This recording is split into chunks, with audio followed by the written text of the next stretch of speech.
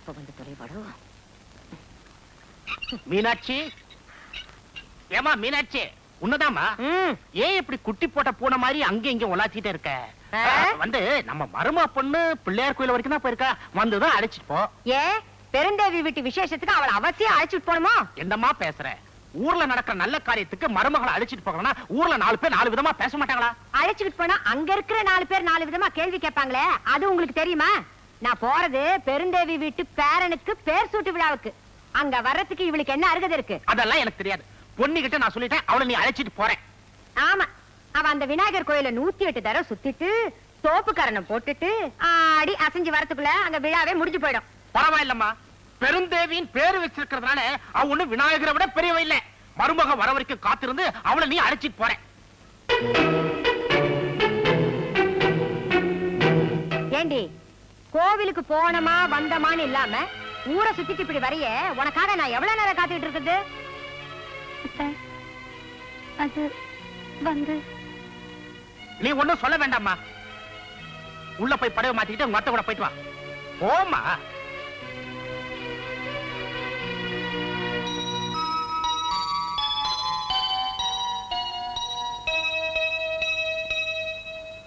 பெருந்தேவி, உன் பேரனுக்கு என்ன பேர் வைக்கிறதா தீர்மானிச்சிருக்க? முத்தழகுன்னு பேர் வைக்கலான்னு இருக்கோம். முத்தழகு பேர் பொருத்தமா இருக்கு. மல்லிகா, 3 தடவை குழந்தை பேரை சொல்லு.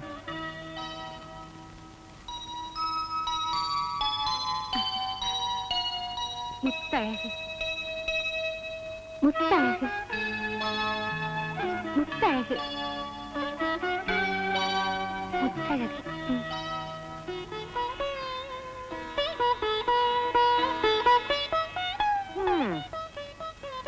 எல்லாரும் வந்து குழந்தைய ஆசீர்வாதம் பண்ணுங்க. ராசா சீரும் சிறப்புமா நீடூடி வாழணும்.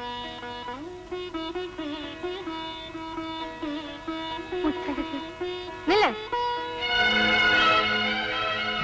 குழந்தைய தொடாத.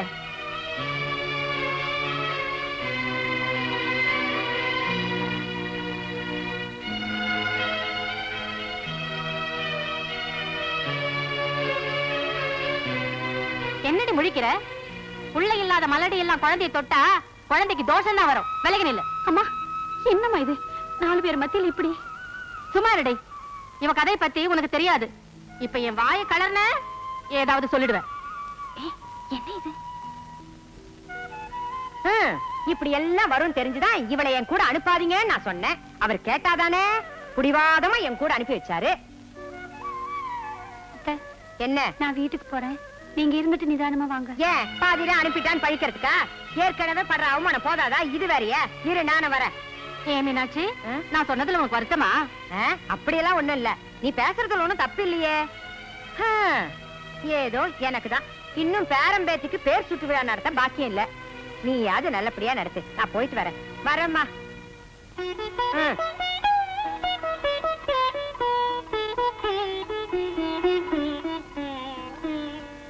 எனக்கு தெரியும், நல்லாவே தெரியும். வேண்டான்னு சொன்னா கேட்டாதானே? இவளோட ஏன் வந்தேன்னு கழுத்தை பிடிச்சு வெளியில் தள்ளாத குறைதான். தள்ளல, விட்டுடு. ஏன் கத்துற? ஐயோ, இப்படி எல்லாம் ஆயிடுச்சே நான் கொதிச்சுக்கிட்டு இருக்கேன். உங்களுக்கு வேடிக்கையா இருக்கா? மருமக வந்து இத்தனை வருஷம் ஆச்சு, இன்னுமா ஒரு புழு பூச்சி பொறக்கலன்னு என்ன தானே கேக்குறாளுங்க? புள்ள பெத்துக்காதவளை எந்த சபையில சேர்த்துக்குவாங்க? சுபகாரியம் நடக்கிற இடத்துல யார் கூப்பிடுவாங்க? இவளுக்கு மாமியாருங்கிற ஒரே காரணத்தினால்தான் எனக்கு இந்த நிலைமை. உண்மைதாமா, என் கூட கல்யாணம் ஆனவங்க எல்லாம் பிள்ளைங்களுக்கு தகப்பனாகி அவங்கள பாடசாலைக்கு அனுப்பிச்சிட்டாங்க. என் தலையெழுத்து, இந்த மலடியை நான் எங்கேயுமே கூட்டிட்டு போக முடியல.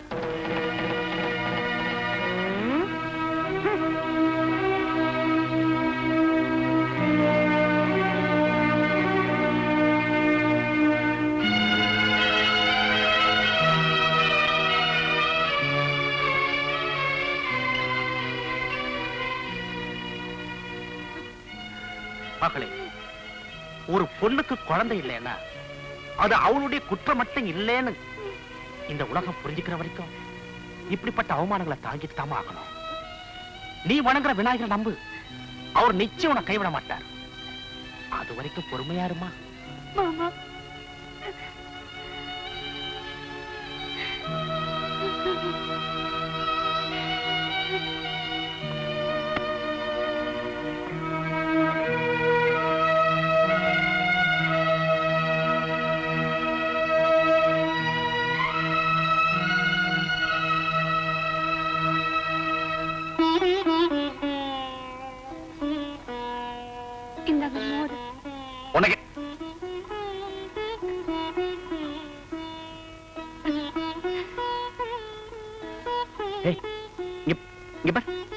எதுக்கு அழுகுற?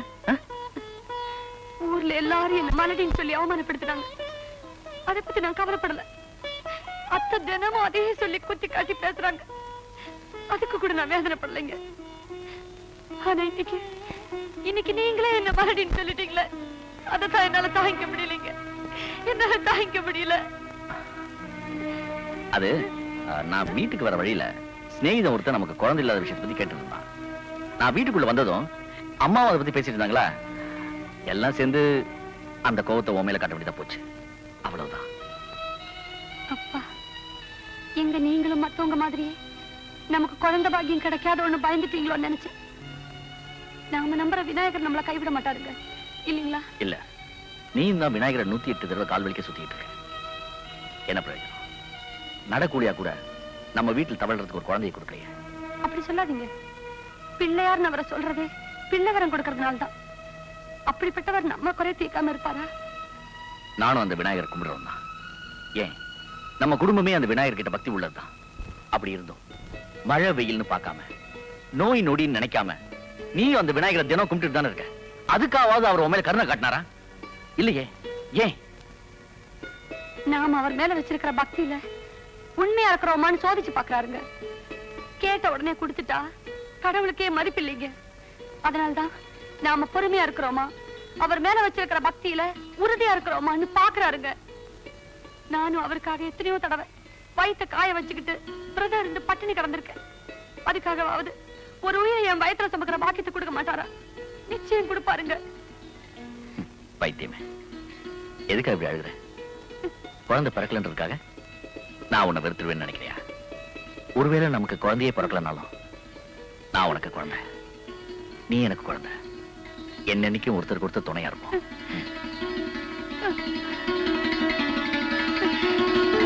இந்த கிராமத்துல இந்த மாதிரி உங்களை தவிர வேற யாரு இவ்வளவு அமக்கலமா கொண்டாட முடியுங்கிறேன். பெருந்தேவியா கொக்கா? என்னக்கா இப்படி சொல்லிட்ட? மீனாட்சி அம்மா நினைச்சா செய்ய முடியாதா என்ன? என்னது மீனாட்சியா? ஐயோ ஐயோ, அந்த பொண்ணுக்கு குழந்தை பிறக்க போறதும் இல்ல, அவ அம்மா ஆக போறதும் இல்ல. மீனாட்சி தான் பேர பிள்ளைக்கு பேர் சுட்டு விழா நடத்த போறதும் இல்ல இல்ல இல்ல. அப்படி என்னக்கா ரகசியம்? எங்க கிட்ட சொல்லக்கூடாதா என்ன? என்னடி இப்படி வம்பு பண்றீங்க? இந்த உண்மை வெளியே தெரிஞ்சா ஒரு குடும்பத்துக்கு எடுத்த பாவம் என்ன வந்து சேரும். அந்த அளவுக்கு நாங்க விட்டுருவோமா? சும்மா சொல்லுக்கா. பொண்ணு மேல அக்கறை இருக்கிறதுனால தான் அவளை பத்தி தெரிஞ்சுக்க ஆசைப்படுறோம். கிட்ட வாங்க. சொல்லுங்க. இந்த பொண்ணுக்கு கல்யாணத்துக்கு முன்னாடி அடிக்கடி வயிற்று வலி வரும். அடி வயிற்ற பிடிச்சுக்கிட்டு சுருண்டு படுத்து கிடந்தவள நானும் அவ அம்மா வந்தா வைத்திய வீட்டுக்கு அழைச்சிட்டு போனோம். அதுக்கு அவர் என்ன சொன்னார் தெரியுமா? என்னக்கா சொன்னாரு? இந்த பொண்ணுக்கு கர்ப்பப்பையில கோளாறு இருக்கு, இதுக்கு கல்யாணம் ஆனாலும் குழந்தையே பிறக்காது, இதுக்கு வைத்தியமே கிடையாதுன்னு சொல்லிட்டார். இந்த உண்மையை மறைச்சுதான் இவளுக்கு கல்யாணம் பண்ணி வச்சாங்க.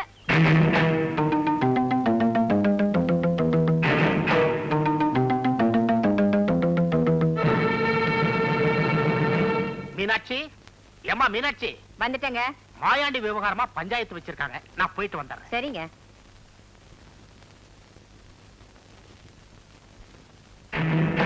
பொண்ணே, பொண்ணே, ஏய் பொண்ணே.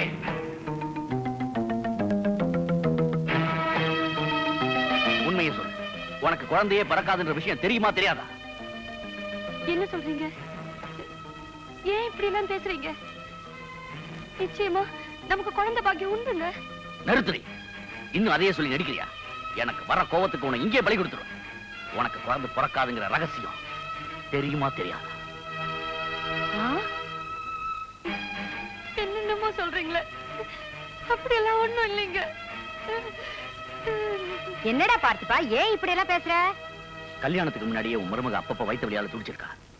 இவளை கொண்டு போய் வைத்தியத்தை காட்டினப்போ அவர் நாடியை பார்த்துட்டு, இது வெறும் வலி இல்ல, பிரசவ வலியை இந்த பொண்ணு அனுபவிக்க முடியாதுன்னு காட்ட வந்த வலி. இவ கர்ப்பப்பையில பூச்சி இருக்கு, அதனால இவளுக்கு கல்யாணம் நடந்தாலும் கருவே இருக்காதுன்னு சொல்லிருக்காருமா. அட பாவிகளா, கல்யாணத்துக்கு அவங்க அப்படி அவசரப்படும் போதே இதுல ஏதோ இருக்குன்னு சந்தேகப்பட்டேன். அது இவ்வளவு பெரிய இடியா இருக்கும்னு நான் கனவுல கூட நினைக்கலையே. எங்களுக்கு நெய்பந்தம் பிடிக்க ஒரு பேரம் பரப்பான்னு நம்பிட்டு இருந்தனே பார்த்திபா, எல்லாம் பொய்யா போயிடுச்சு. இவங்க செஞ்ச துரோகத்துக்கு நாம ஏதாவது பாடம் கத்து கொடுத்தே ஆகணுமா? ஏ ராசா, நீ மட்டும் சரின்னு ஒரு வார்த்தை சொல்லு, வரிசையா பொண்ணுங்களை கொண்டு வந்து நிறுத்துறேன். அவ்வளவு ஏன் நம்ம கணக்காயிரு பொண்ண உனக்கு குடுக்கறதுக்குனே காத்துக்கிட்டு இருக்காங்க தம்பி. இப்பவே போய் அந்த பொண்ணை பார்த்து பேசி முடியுமா?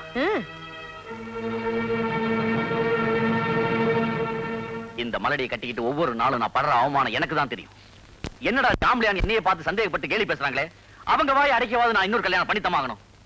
ராசா, அப்படி சொல்றா என் கண்ணு. அந்த கணக்காயிரு பொண்ணு மட்டும் இந்த வீட்டுக்கு மருமகளா வந்துட்டா கணக்கா 10வது மாசமே எனக்கு ஒரு பேரனை பெத்து கொடுத்துருவா. நான் இப்பவே போய் பேசிட்டு வந்துடுறேன்ப்பா. சரிம்மா. வரேன். அத்தை, வேண்டாம் அத்தை, அவசரப்பட்டு எந்த முடிவுக்கு வந்துடாதீங்க. நான் சொல்றத கேளுங்க அத்தை. நீ யாரு என்ன தடுக்கிறதுக்கு? இனிமே இந்த வீட்ல நீ ஒரு வினாடி கூட தங்க கூடாது. இப்ப உங்க ஆத்தா வீட்டுக்கு போயிடு. போ. என்னங்க, அம்மா போ வேண்டாம்னு சொல்லுங்க. அவங்கள தடுத்து நிறுத்துங்க. எதுக்காக தடுக்கணும்? எங்க அம்மா எடுத்த முடிவுதான் முடிவு. ஐயோ, நீங்களே இப்படி சொல்லிட்டா நான் வேற எங்கெங்க போவேன்? இத்தனை நாள் இந்த உயிரா இருந்தேன், என்ன மறந்துட்டு வேற ஒருத்தைய கொண்டு வரேன்னு சொல்றீங்களே, இது உங்களுக்கு நியாயமா இருக்கா? உங்களுக்கு நியாயமா இருக்கா? ஏன் 1000 பொய் சொல்லி ஒரு கல்யாணத்தை பண்ணலான்னு சொன்னா உங்க வீட்டுல ஒரு உண்மையை மறைச்சு இந்த கல்யாணத்தை பண்ணாங்களே, அவங்க கிட்ட போய் நியாயத்துக்கு போ. ஐயோ, என்னங்க, எங்க இப்ப நான் எங்க அம்மா வீட்டுக்கு போனா என்ன வாழ விட்டு இந்த ஊர் பைக்குமே. உங்களை விட்டா எனக்கு வேற யாருங்க கதி? நீங்க யாரு வேணா கல்யாணம் செஞ்சுக்கீங்க. நான் உங்களுக்கு பணிவிட செஞ்சுக்கிட்டு இந்த வீட்டுல வேலைக்காரியா இருந்துடுறேங்க. அதுதான் நடக்காது. இவ்வளவு காலமா என்ன ஏமாத்திட்டு இருந்த உனக்கு இனிமே என் கூட சேர்ந்து வாழ உரிமை கிடையாது. நீ இந்த வீட்டுல இருந்து புதுசா வரவன் மூஞ்சில முடிச்சா அவளுக்கு குழந்தை பாக்கி எல்லாம் போயிடும். வெளியில போடி. நான் எங்க போவேன்? ஏன் உனக்குன்னு ஒரு ஆரோ குழம்போ இல்லாமல போயிடும். அங்க போய் விழுடி.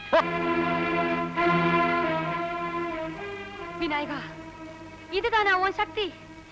இவ்வளவுதானா உன் கருணை? இதுக்காகவா இவ்வளவு காலமும் உன் காலடியில இங்கே விழுந்து கிடந்த? என்னைக்காவது ஒரு நாள் உன் அருளால எனக்கு குழந்தை பாக்கியம் கிடைக்கும் நம்பிக்கிட்டு இருந்தேன். ஆனா என்னைக்குமே அதுக்கு வழி இல்லைங்கிற நிலைமைய உண்டு பண்ணிட்டே. பெத்தவங்க செய்த பாவம் பிள்ளைங்களுக்கு சேரும்பாங்க. என்ன பெத்தவங்க எனக்கு தெரியாம மறைச்சு வச்ச பாவம் என் தலையில பழியா வந்து விழுந்துச்சு. கருவ சுமந்து வாழ நினைச்ச என்ன பழிய சுமந்து வாழும்படி செய்துட்டியே. இதுவரைக்கும் நான் யாருக்கும் எந்த துரோகமும் செய்ததில்லை. ஆனா எனக்கு தாலி கட்டவர் என்ன மலடின்னு வெளியே துரத்திட்டாரு. இனிமே நான் எதுக்கு வாழணும்? விக்னங்களை தீர்க்க முடியாத ஒண்ணு விக்னேஸ்வரன் நம்பின பாவத்துக்காக என்னை அழிச்சுக்கிறேன். என்னை அழிச்சுக்கிறேன்.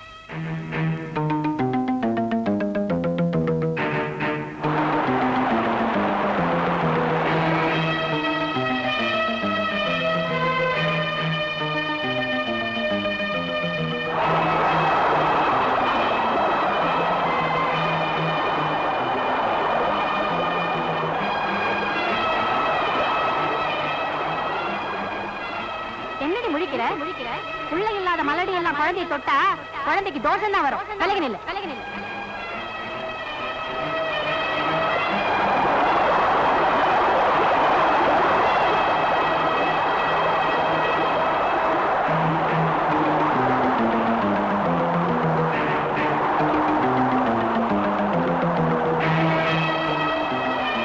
நீ யாரு என்ன தடுக்கிறதுக்கு? இனிமே இந்த வீட்டுல நீ ஒரு வினாடி கூட தங்க கூடாது.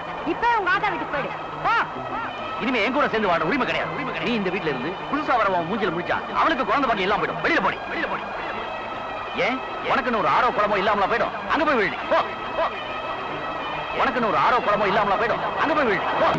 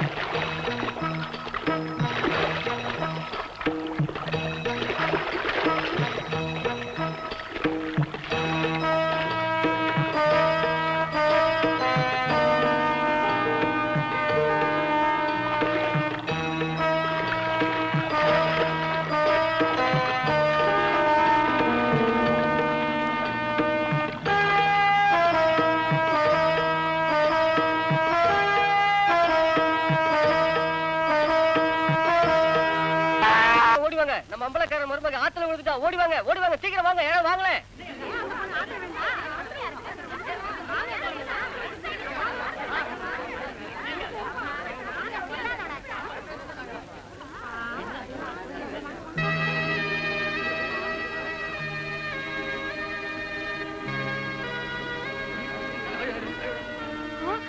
ஐயோ ஐயோ ஐயோ ஏதோ சொல்லிட்டேன்னு இவ இந்த முடிவுக்கு வந்துட்டாளே. கடவுளே, நான் என்ன பண்ணுவேன்?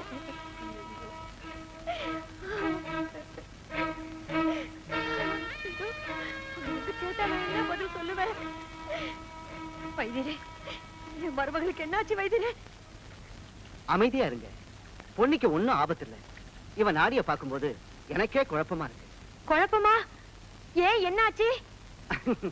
எல்லாம் நல்ல செய்திதான். இனிமே உங்ககிட்ட சொல்றதுக்கு என்ன? பொண்ணிய முதல்ல பரிசோதிச்சு பார்க்கும்போது குழந்தை பாக்கியம் இல்லைன்னு நானே சொல்லியிருக்கேன். ஆனா ஆனா என்ன ஆனா? இப்ப இவளுக்கு கர்ப்ப நாடி தெளிவா பேசுது. ஆனா இந்த அதிசயம் எப்படி நடந்ததுன்னு எனக்கே தெரியல. ஆனா கூடிய சீக்கிரம் உங்களுக்கு ஒரு பேரன் பிறக்க போறோம்.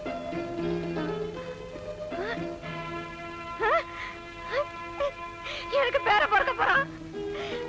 பொன்னி, எனக்கு பேர பிறக்க போறான். கொஞ்சம் வெளியே விடுங்க. அம்மாடி. தலங்கம்மா, என்னாச்சு? பொண்ணுக்கு என்னாச்சு? நமக்கு பேர பிறக்க போறாங்க. பொன்னி, பேர? அம்மாடி. நமக்கா? எங்களுக்கு பேர பிறக்க போறான். நமக்கா பேரம் பிறக்க போறான்? எங்க குடும்பத்துக்கு ஒரு வாரிசு வரப்போகுது.